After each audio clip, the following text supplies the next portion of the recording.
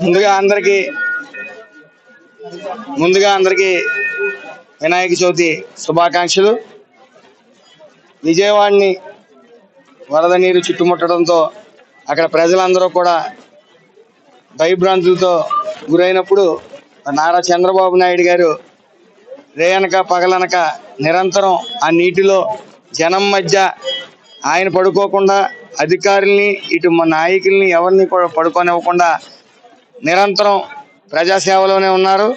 ఈరోజు 80% ఏదైతే అక్కడ ప్రమాదం ఉందో అంతా కూడా స్వయంగా ఆయనే పరిశీలించి ఆ ఒక్క విజయవాడని సేఫ్ జోన్లో పెట్టే క్రమంలో ఆయనకి సర్వశక్తులు ఇస్తున్న భగవంతుడికి ఇంకా శక్తిని ఇవ్వాలని, అతి త్వరలోనే విజయవాడ పరిసర ప్రాంత ప్రజలందరూ కూడా ప్రశాంతమైన వాతావరణంలో గడపాలని చెప్పేసి మనస్ఫూర్తిగా కోరుకుంటూ ఇటు రాష్ట్ర ప్రజలందరికీ కూడా వినాయక చవితి శుభాకాంక్షలు.